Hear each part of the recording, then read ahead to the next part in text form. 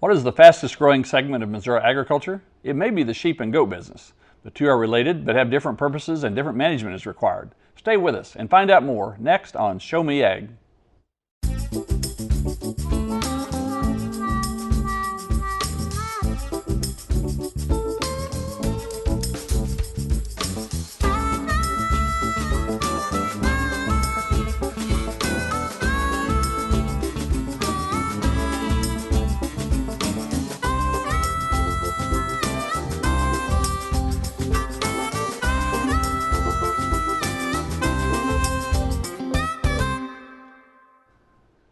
Welcome to Show Me Ag. I'm your host, Kyle Vickers. Thanks for joining us. Sheep and goat production is growing all over Missouri. Once relegated to the status of pets or hobbies, some producers are becoming commercial producers with decent returns and strong markets. It's not easy, but there's plenty of help from Missouri Extension, as specialists are eager to help producers make a go of it. We have Susan Jaster, who's with the Lincoln University Farmer Outreach Program. Susan, thanks for being with us. Thanks, I kind of lump sheep and goats together, but really they're a little different. And there's differences within there's different kinds of sheep and different kinds of goats. Can you help us out a little? Yes, we do have a lot of meat goats, and in Missouri here we have wool sheep and hair sheep. And there's also some dairy goat business, as I understand. So it's a little more difficult to get into that business, but yes, we do have some dairy goats as well, Alpines and La Manchas. And some of the I have some friends whose family will not drink cow's milk; they only drink goat's milk. So it's big business now. It can be, yes.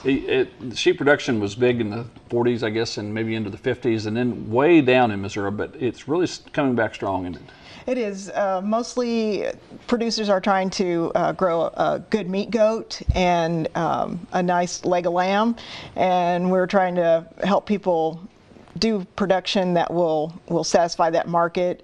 They virtually have no competition in the state for goat and sheep producers. They will be able to sell as much as they have, and we'll always be looking for more. But the wool business, wool used to be a big part of it. When I was a kid, we had sheep on the farm and had a shearer come in. That's really not a very big part of the economics of it, is it? Right. Wool does not bring very much on the market, and you have to have a consistent wool as your supply from your animals so that they can go to certain graded levels of wool. Quite often, most of our producers that have wool sheep, their wool will go to carpets. And so that's not a very high-end market. Well, we've recently visited Lexington, Missouri, and the Iles family in order to learn more about the sheep industry in the Midwest. Through years of trial and error, Steve and his family have learned what works best for them and encourages others to join with them in this growing market. I started in the sheep business back in 1979. My brother wanted a 4-H project, so that 4-H FFA project, so we went out and bought 15 head of ewes. And we brought the sheep in here, like I said, it was about 1977. Okay. And ever since then, we've had ewes in here. And in my senior year of high school, we had right at 1,000 head of sheep on the farm here. We had a big operation, and we've had since 1977 had anywhere from, we've maintained about 100, 150, 200 head here on the farm. We're raising Dorset sheep, Dorset and Polypays, but what I'm in the process of doing is I want to take a Finn breed of sheep, and what I want to do is I want to take a Finn Dorset cross and then come back with a textile is what I'm kind of looking at. Because what I want in my sheep is I want an open face sheep, not like the Ramblers have the closed in face. I want an open face sheep. So what I'm going to do is I'm kind of going to breed for my own look is kind of what I'm after, because the market on the sheep have changed to where they're wanting to eat a 70 to a 90 pound lamb, to where 20 years ago we wanted a 140 pound lamb, where the market has changed to a smaller sheep, smaller carcass.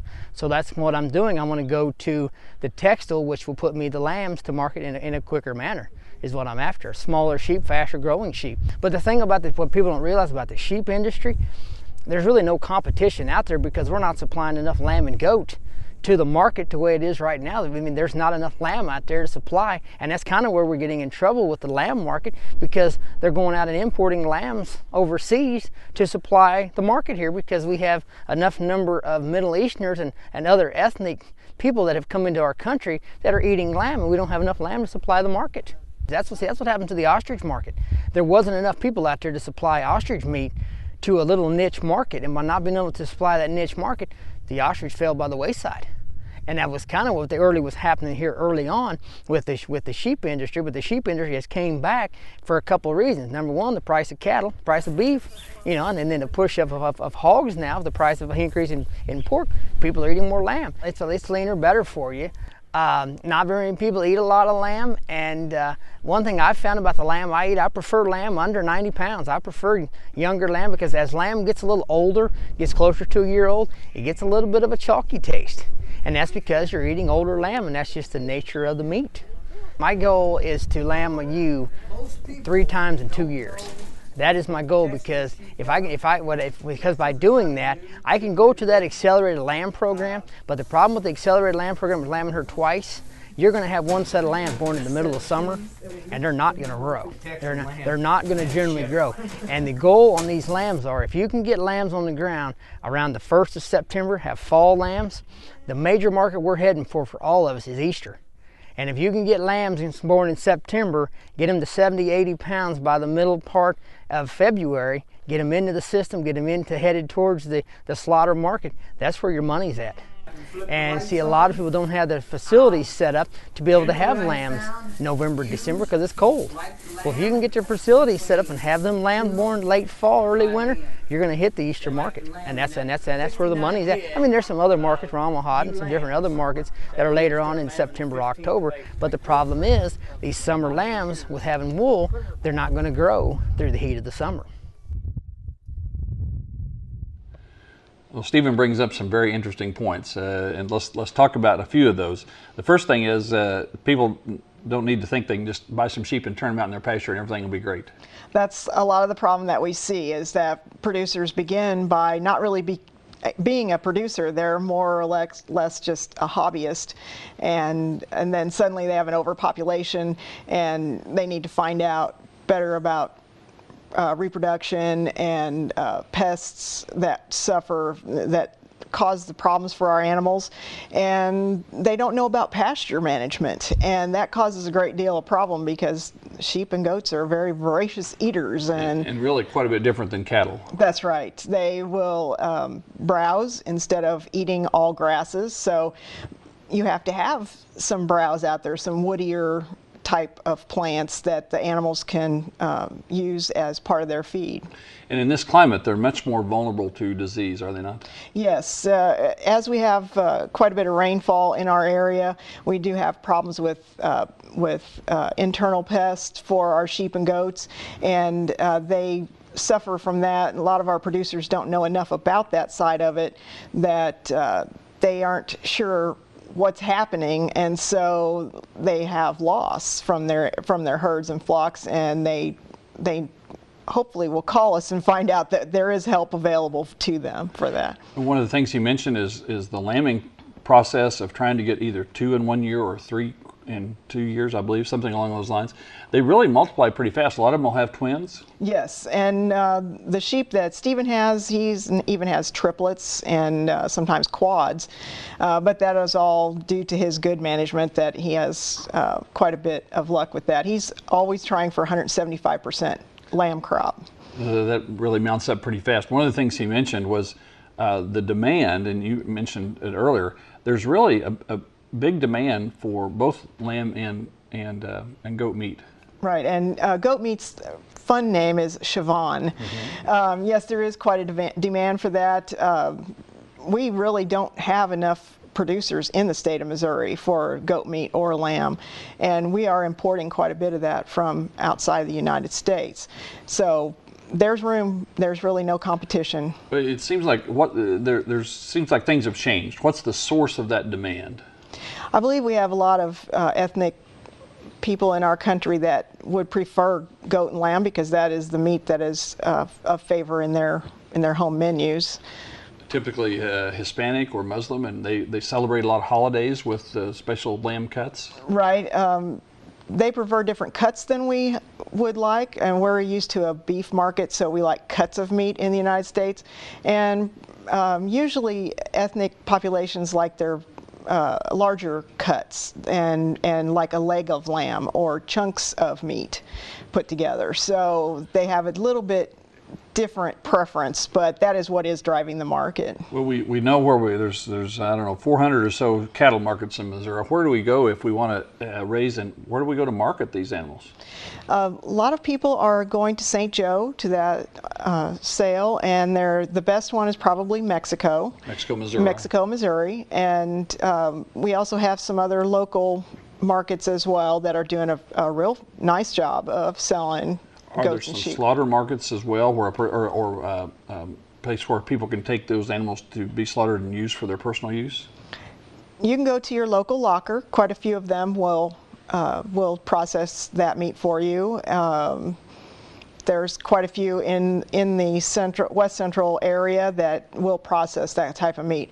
Other than that, if you go to a larger auction like St. Joe or Mexico, the buyers from Colorado usually come through there and buy our sheep and goats there. So you mentioned that there's a lot of help available. You're with Extension through Lincoln University. Help us understand a little bit how that works. So there's University of Missouri Extension and Lincoln have a cooperative effort. So tell us a little bit about how to get some help. All right, Lincoln University is a land-grant university, just like MU is. We're a little smaller university, and we do have a cooperative extension and field people. I'm a farm outreach worker, so I help in certain counties of Missouri around the Kansas City area, and people can contact us through the webpage at Lincoln University, and or if you have my information, you can also just call me or email me directly, and I believe that'll show at the end of the show. I know you and some other folks have some workshops planned for a little bit later.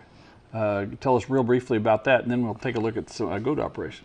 All right, we're going to have a 4-part series. Lincoln University and MU will be collaborating on this in our west central side of Missouri, and we are going to have a 4-part workshop on production and business in goats and sheep.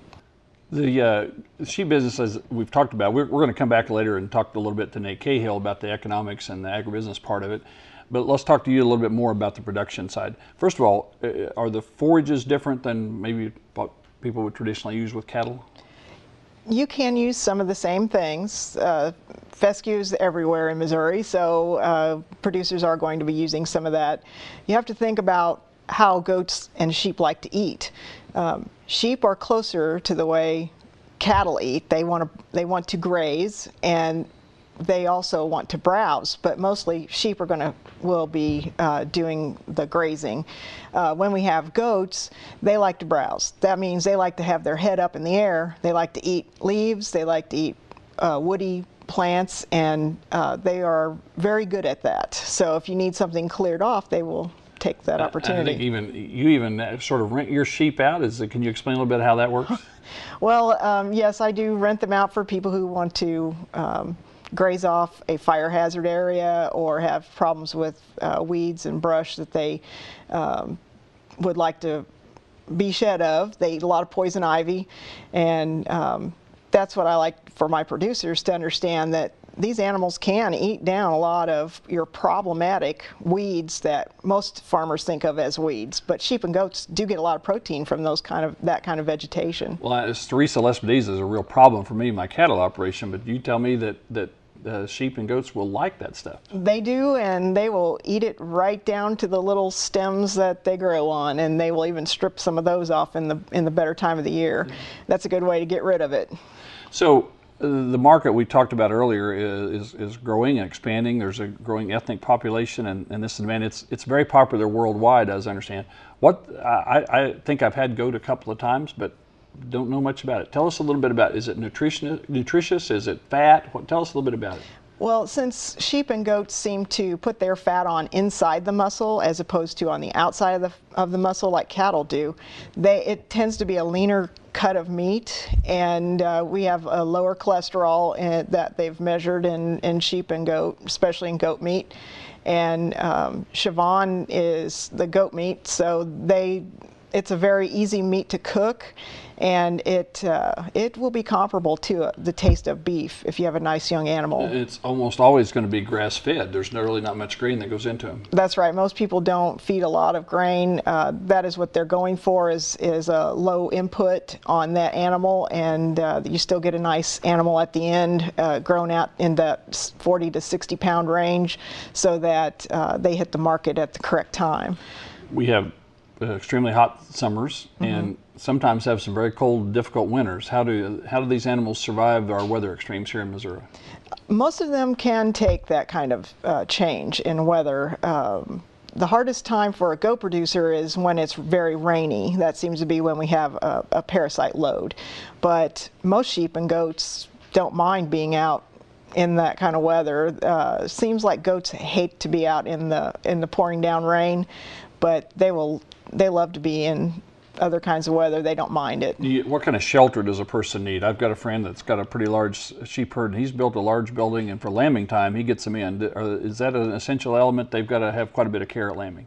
It depends on what breed you have, of course. Yes, you typically will need quite a few internal, buildings that have internal rooms that have some heat and some electricity. That's just the way we operate in the United States, so that's what most people will do. Basically on sheep and goats, you don't have to have a whole lot of buildings or infrastructure, but you do need certain things at certain times of the year. You got to keep them warm and dry, especially, you say, on the goats. Does that help with the parasite production if you've got them in good facilities? As long as you keep them clean enough, it shouldn't be too much of a problem. Thank you, Susan, for coming and visiting with us. I know you'll be a part of the upcoming seminars, and you're always available to help producers as they learn more about this. And we will be back shortly to talk more about those seminars with Nate Cahill from the University of Missouri Extension. But before we do, let's take another look at another growing market. To learn more about goats, we visited the Hallar's operation in Holden, Missouri. With help from Lincoln University's Cooperative Extension Office, they've grown their operation from 10 animals to over 100 in the last 8 years. My dad owned this place, and my husband and I bought it about 2005, and he never would let me have goats. So he's dead and gone, and so I bought 10 goats, and that started in 2006, and now we have about 130 goats, and I'm in goat heaven here. One of the biggest challenges that we faced starting off was keeping the goats on the farm. So anybody that wants to start goats, the first thing you got to have are good fences and good electric fences, not just a normal old charger. You got to have one that'll put out some heat. And so my husband and I went to several different goat operations just to look at the fences and to look at the care that they gave the goats. So we investigated that.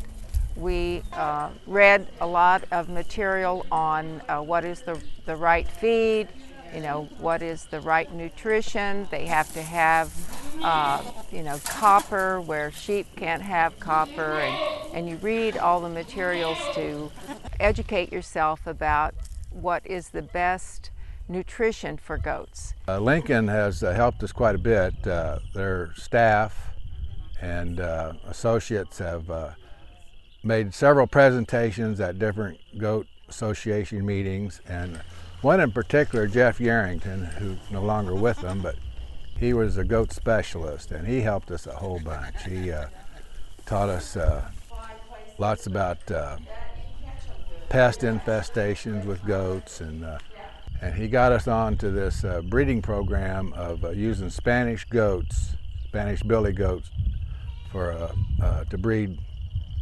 boar nanny goats. And the reason for that is that the Spanish goat doesn't have as many traits to pick up these pests as the boar goats do. And that has held true, that the genetics coming through this billy, Julio, has helped the goats be less parasitic as far as the worms go. They don't have as many parasites. Well, we try to keep the goats in a grazing program. We've got about 160 acres here, and we try to keep them, the pastures rotated where the grass stays 4 inches or above higher. That way they don't pick up as many pests. So for anybody that, my suggestion, if you're in the goat business, you got to have enough ground to raise Boer goats, because if you confine them, they're sick all the time. Anytime I have a question, I can call Lincoln University, and they will come out here, or they will answer your questions about goats. So I feel like I have a nucleus of support around me pretty much all the time. So that is good when you've got a herd of this size. Nate, I think what people are going to be wondering if they watch this is there any real money in the sheep and goat business, or is it just a hobby? Is there some good money to be made? Yeah, there's absolutely some good money to be made. Really, it's like they said before, it's an untapped market pretty much for us right now. So you can't really charge what you want, like we'd all like to do, but there's definitely some good money to be made out of it. There's a lot of demand, which leads to higher prices. So what kind of expenses are we looking at? We talked a little bit with Susan about some of the requirements, but it's like all kinds of farming, it kind of gets expensive. Absolutely. The first part that's going to get expensive is actually getting your farm to the requirement levels as far as the fencing aspects. That's going to be your biggest input cost right off the bat. But getting the animals to your farm, as far as getting your breeding stock, that's going to be another big aspect of it. But you know, once you got those started, really it's just almost kind of like a downhill slide after that. What kind of farmer expect to pay for good breeding stock, for instance? You can get some really good breeding stock, probably anywhere from $150 to $200 a head. Obviously, you can go up if you really want to, but then you can go down if you want to. So I would say probably $200 a head, probably a good price. You mentioned fencing. Now, here's an old saw that I heard years ago. Any fence that'll hold water will hold a goat. That's probably absolutely true. But you know, there's definitely some good fencing that you can get that's cost effective for you. Electric fencing that really got some heat behind it, as well as some good woven wire fences as well. And I know University Extension, as well as our natural resources folks, have got some seminars about fencing and how to properly do that. And he mentioned the controlled grazing, where they're moving around. That adds to the fencing, but it really adds to production as well. Absolutely. It can almost double your production, really, as far as you can almost decrease the amount of acres that you actually need for an animal by being able to do proper pasture management. So in terms of return, are banks seeing that this is a good opportunity? Are banks willing to loan money? Are there financial sources available for people that want to expand? No, there's absolutely financial sources. It comes down to the line of being able to present your operation and what kind of management techniques that you're going to use, and then they'll go back and they'll look at your sources of what you have. And can you help somebody sit down? Are there budgets on the Ag Bulletin Board or something that a person could sit down and kind of work through some budgets? Yeah, there's the Ag Bulletin Board, AgEb, that the university has online. They can go there. There's budgets there. And then we've also got the marketing as far as what they're going for in the market too. We've got those where you can bring up and look at the markets. So what's the first step a person needs to take in planning this finances out? The first step is to actually probably sit down and kind of see exactly where you want to go. If you want to be into solely into the showing side, or if you want to be into complete production, definitely defining what your market area would absolutely be, and then sitting down and running through some projections for revenue and then costs. You mentioned showing. You know, our local fair used to have lots of cattle. Now we had to add on the goat barn because the showing has become a real popular thing, especially in the goat side. Absolutely. That's one of the things that I did growing up, was showing sheep and goats, and it's a really big thing. Even at the state fair, I showed with Lincoln University, because that's where I used to go to school, and we had a big show team with the sheep and goats up there. But it's a really fun thing, and it's a good project for young kids to get into, especially if you don't have the big acreage for the beef cattle side. So it can work for a smaller farmer, maybe a part-time position. Absolutely. really good for kids as well. Yeah, sheep and goats really good for the smaller farmer, smaller acreage, and then even on the sheep and goats, you can really integrate them into a larger operation too. Well, I know you've got some seminars. We've mentioned this earlier, and let's talk a little bit about the seminars that are coming up here in a couple of months. Yeah, so on the 21st and 28th of May, as well as the 4th and 11th of June, we're going to have a 4-week program.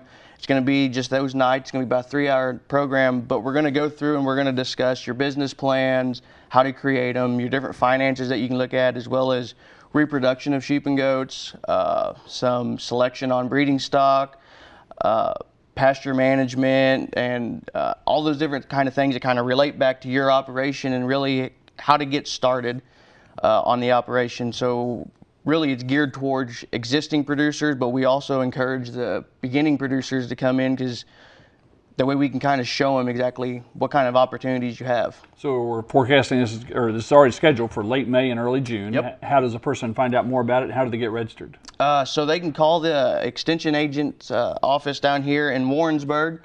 It's $30 a person, $50 for a couple or per operation to come in, but you contact us, we'll set you up with a date, and then the fees that you actually pay will pay for some the materials as well as the refreshments for the night. And again, where will this be here in Warrensburg? It will actually be in Cass County, so we'll be doing it actually in Harrisonville at their Cass County Extension Center. At the Extension facility in Cass County. Yes. Okay. Yes. Well, thank you very much. I know they'll be Thank looking forward to going to this. I wish it was a little closer. I'd like to learn a little bit more. But I'm afraid that's all the time we have for tonight. I'd like to say thanks again to Susan Jaster and to Nate Cahill from Extension for being with us tonight. And thanks very much to the Hallars in Holden and the Iles in Lexington for allowing us to visit with them as well. But before we go, we'd also like to thank you, our viewers, for tuning in to Show Me Ag. We hope you'll tune in next time for another look at a topic touching rural Missouri. For everyone here at KMOS and myself, good night. We're also very interested in what you have to say. So if you have feedback you'd like to share with us, you can email us at showmeag@kmos.org or find us on Facebook.